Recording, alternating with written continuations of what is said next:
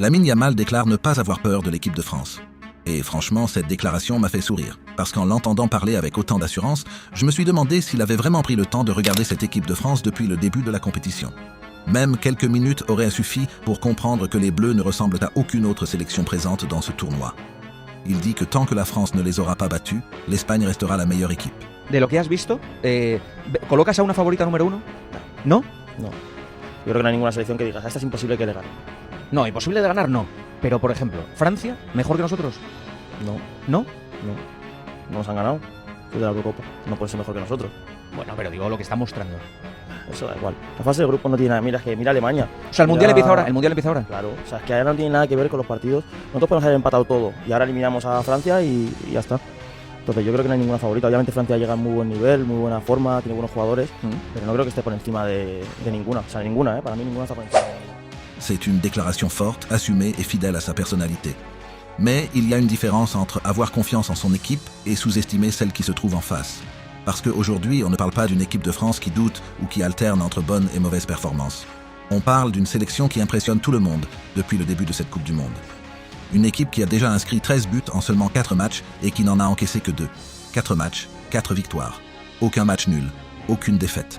Un parcours presque parfait qui montre à quel point cette équipe est prête pour les grands rendez-vous. Et ce qui est encore plus impressionnant, c'est la manière dont ces victoires ont été obtenues. Les Bleus ne donnent jamais l'impression d'être en souffrance. Même lorsqu'ils sont un peu moins bien pendant quelques minutes, ils trouvent toujours une solution pour reprendre le contrôle du match. C'est cette maîtrise qui fait peur à leurs adversaires.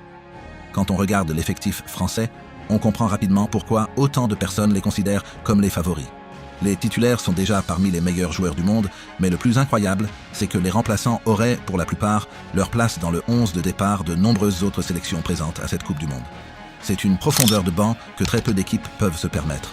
Alors oui, Lamine Yamal a le droit d'avoir confiance en son équipe. C'est même normal pour un joueur de son niveau. Mais face à une équipe de France aussi solide, aussi efficace et aussi complète, chaque déclaration avant le match prend une autre dimension. Parce que si les Bleus continuent sur leur lancée et confirment leur domination, les paroles du jeune Espagnol risquent de refaire surface. Et dans le football, on le sait tous, les déclarations d'avant-match peuvent parfois vieillir beaucoup plus vite que prévu. Maintenant, regardons un peu l'Espagne. Oui, ils viennent de battre l'Autriche 3-0. Oui, ils restent une équipe capable de battre n'importe qui. Mais soyons honnêtes, cette Espagne n'est plus aussi irrésistible qu'il y a quelques mois. Déjà, Nico Williams est blessé. Et quand on connaît son importance dans le système espagnol, ce n'est pas un détail. Sa vitesse, ses appels et sa capacité à éliminer dans les 1 contre 1 manquent énormément à cette équipe. Ensuite, il y a Lamine Yamal lui-même. Il revient tout juste d'une blessure. Même s'il reste un phénomène, retrouver son meilleur niveau dans une compétition aussi intense n'est jamais évident. On sent parfois qu'il manque encore un peu de rythme sur certaines accélérations ou dans la répétition des efforts. C'est parfaitement normal après une absence, mais face à une équipe qui impose un énorme défi physique pendant 90 minutes, le moindre petit manque de rythme peut rapidement se payer cash. À ce niveau, chaque duel, chaque course et chaque effort comptent énormément. L'Espagne reste également très dépendante de sa maîtrise technique. Dès qu'une équipe est capable de casser son pressing et de gagner les duels physiques, elle devient beaucoup plus prenable. Défensivement, elle laisse parfois des espaces dans le dos de sa ligne lorsque les latéraux montent très haut. Face à une équipe qui adore attaquer la profondeur, cela peut coûter très cher. Il suffit d'une récupération, d'une passe verticale bien sentie et d'un appel dans le bon timing pour que toute la défense soit prise de vitesse. Et justement, quelle est probablement la meilleure équipe du tournoi pour attaquer la profondeur? La France. Quand je regarde l'effectif français, je me demande sincèrement comment on peut affirmer ne pas craindre cette équipe. En attaque, c'est un véritable cauchemar pour les défenseurs. Il y a Kylian Mbappé capable de faire basculer un match en une seule accélération. Peu importe que son équipe souffre pendant 85 minutes, il lui suffit de 5 secondes pour punir son adversaire. C'est le genre de joueur qui n'a besoin que d'une seule occasion pour faire la différence. On peut le contenir pendant tout un match, mais si on lui laisse quelques mètres d'espace, il est capable de transformer une action banale en but. À côté de lui, on retrouve Michael Olise. Pour moi, c'est le véritable moteur offensif des Bleus. Tout passe par lui. Sa qualité de passe est exceptionnelle. Il distribue des caviars à longueur de match. Il voit des espaces que très peu de joueurs voient. Il attire les défenseurs avant de servir parfaitement ses partenaires. Aujourd'hui, chaque ballon qu'il touche peut devenir une occasion de but. Il est capable de ralentir le jeu quand il le faut, puis d'accélérer d'un seul geste pour casser tout le bloc adverse. C'est exactement le type de joueur qui fait gagner les grandes équipes. Et comme si cela ne suffisait pas, il y a Dembélé. Quand il est en confiance, il est quasiment impossible à arrêter. Il élimine aussi bien à droite qu'à gauche. Il est imprévisible. Les défenseurs ne savent jamais de quel côté il va partir. Il peut déborder, rentrer dans l'axe, centrer ou frapper sans prévenir. Cette imprévisibilité fait de lui une arme redoutable. Face à une équipe espagnole qui aime conserver un bloc haut et monopoliser le ballon, un joueur avec une telle vitesse et une telle capacité d'élimination peut faire énormément de dégâts en transition. C'est exactement le profil de joueur qui peut faire basculer un très grand match. Et ce qui est incroyable, c'est que même lorsque Didier Deschamps fait tourner son équipe, le niveau ne baisse presque jamais.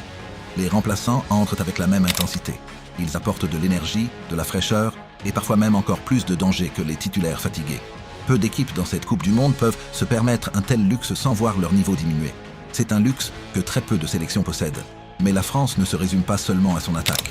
Parce que derrière, c'est du très très lourd. Dayot Upamecano réalise certainement l'une des meilleures périodes de sa carrière. Physiquement, il est impressionnant. Dans les duels, il est extrêmement difficile à passer.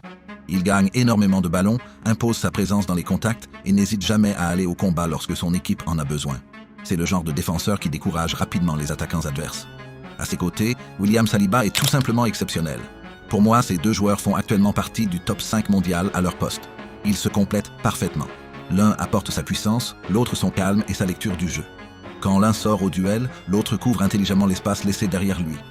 Et c'est justement tout ça qui me fait sourire quand j'entends les déclarations de Lamine Yamal. Encore une fois, je comprends son état d'esprit. Un grand joueur doit croire en lui. Un grand joueur ne doit pas avoir peur. Mais entre avoir confiance et provoquer peut-être la meilleure équipe du tournoi, il y a quand même une différence. Parce que si l'Espagne et la France remportent leurs 2 prochains matchs, elles se retrouveront en demi-finale. Et si ce choc a bien lieu, les paroles prononcées aujourd'hui prendront encore plus d'importance. Toute la planète football se souviendra de cette déclaration et le terrain sera le seul endroit où chacun pourra prouver qu'il avait raison. C'est là que les mots disparaissent et que seule la vérité du football compte. Et là, on ne parlera plus devant les micros. On parlera sur le terrain. Et c'est justement ce qui rend cette possible demi-finale aussi passionnante. Pendant plusieurs jours, tout le monde pourra donner son avis, analyser les forces de chaque équipe et débattre des déclarations des joueurs. Mais une fois le coup d'envoi donné, toutes les discussions disparaîtront. Il ne restera plus que 90 minutes, ou peut-être davantage, pour savoir qui mérite réellement sa place en finale. Personnellement, je pense que cette équipe de France possède aujourd'hui plus d'armes, plus de profondeur de banc, plus de puissance physique et plus de variété dans son jeu que l'Espagne. Elle peut gagner un match en dominant la possession, mais aussi en laissant volontairement le ballon à son adversaire pour mieux le punir en contre-attaque. Cela ne veut absolument pas dire que les Espagnols n'ont aucun scénario d'une rencontre. C'est aussi pour cette raison que ce sport est aussi imprévisible et aussi passionnant. Personne ne peut garantir le résultat avant le coup d'envoi. Mais si je dois choisir aujourd'hui l'équipe qui part favorite, je choisis la France sans hésiter.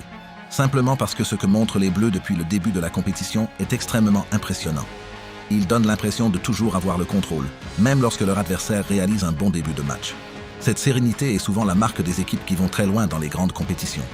Alors oui, Lamine Yamal peut continuer à dire qu'il n'a peur de personne. Et honnêtement, c'est même ce qu'on attend d'un compétiteur de son niveau. Les plus grands champions ont toujours eu une immense confiance en leur qualité. Sans cette confiance, il est presque impossible de briller au plus haut niveau. De ce point de vue, je comprends parfaitement son discours. Mais si les Bleus continuent sur cette dynamique et qu'ils retrouvent l'Espagne en demi-finale, ils pourraient bien découvrir pourquoi autant de sélections considèrent aujourd'hui la France comme l'équipe à éviter dans cette Coupe du Monde.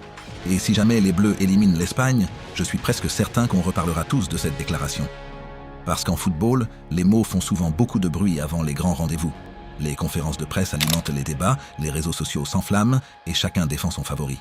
Mais au moment où l'arbitre siffle le début du match, tout cela n'a plus aucune importance. Au final, il n'y a qu'une seule vérité, celle du terrain.